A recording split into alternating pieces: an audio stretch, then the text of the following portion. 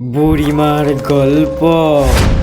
এখানে কোনো গল্প নয়, বাস্তব ঘটনা শোনানো হয়। স্বাগতম সবাইকে আমার 35 নম্বর এপিসোডে। আমি তোমাদের ছোট্ট চন্দ্র। আজকের একটি নতুন গল্প নিয়ে চলে এলাম। আজকের গল্পটি আমাকে বিজুদা বাড়িছে। ধন্যবাদ বিজুদা এত সুন্দর একটা গল্প দেওয়ার জন্য।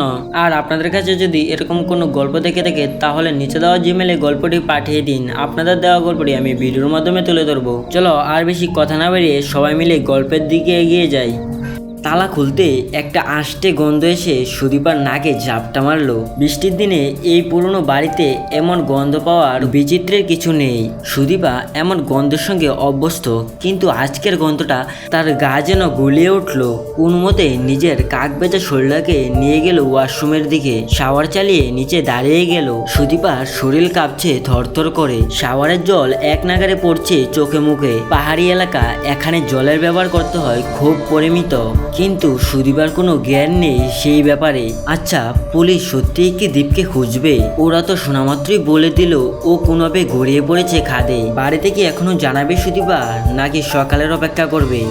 কারেন্ট নেই, অন্ধকারে বেজার শরীরে মোমবাতির খোঁজে এদিক ওদিক খুঁজতে খুঁজতে হঠাৎ সুদীপা খেয়াল করলো বাইরের দরজাটা হাত করে খোলা। চমকে উঠলো সুদীপা, দরজাটা কি আমি লাগাইনি? মনে পড়ছে না কিছুতে। সুদীপা পায়ে পায়ে একটু এগোতে একটা হুটুচ খেলো। এটা কে বসে আছে ঘরে? অন্ধকার হলেও অবয়টা স্পষ্ট। আতঙ্ক গলায় সুদীপা চেঁচিয়ে উঠলো, কে কে ওখানে? কৌশিক। কৌশিক বাবু প্রত্যাশার ছিল বুঝি? কে কে কে কে? চিনতে তো ঠিকই পেরেছ সুখ, আমি তোমার দীপ। দীপ। অচেনা আতঙ্কে যতটা ভয় না পেয়েছিল সুদীপা, আজ চেনা ভয়ঙ্কর কণ্ঠে তার থেকেও বেশি ভয় পেয়েছিল। আমাকে কেন ওখানে একা রেখে এসেছিলি সুখ? তুই তো জানিস আমি বৃষ্টিকে কতটা ভয় পাই। সুদীপা জানে দীপ বৃষ্টিকে কতটা ভয় পায়। আজ থেকে 5-7 বছর আগেই বৃষ্টির দিনে গাছের ডাল পরে লোকটা পতঙ্গ হয়ে গিয়েছিল। দীপ উঠে চেয়ারটা ঠেলে সুদীপার দিকে এগিয়ে আসছিল। সুদীপার গলা বয়ে শুকিয়ে আসছিল। দীপ এসে দুয়াতে জড়িয়ে ধরল সুদীপাকে। তার ভিজে শরীরটা কেঁপে উঠল। তো তুমি ফিরলে কিভাবে দীপ? ওরা নিয়ে এলো আমাকে। কেমন ফিসফিসে শোনা গেল দীপের গলাটা। ওরা কারা? আশেপাশে ওদের দেখতে পাচ্ছ না? না। কাদের কথা বলছো তুমি? ওই যে আদারের বাসিন্দারা, যেখানে তুমি আমায় ফেলে এসেছিলে। দীপ চিৎকার করে উঠলো সুদীপা, তোকে ছাড়া তো আমার এক মুহূর্ত কাটে না। আমাকে ফাঁকি দিয়ে কোথায় পালাবি ভেবেছিলিস?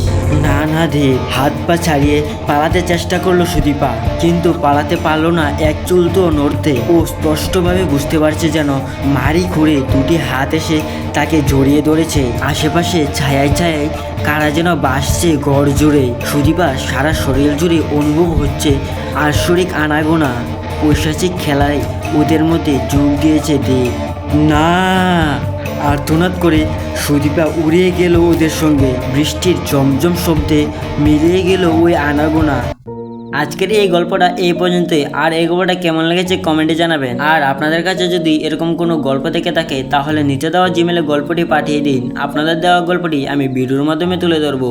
সবাইকে অসংখ্য ধন্যবাদ ভিডিওটা শেষ পর্যন্ত দেখার জন্য।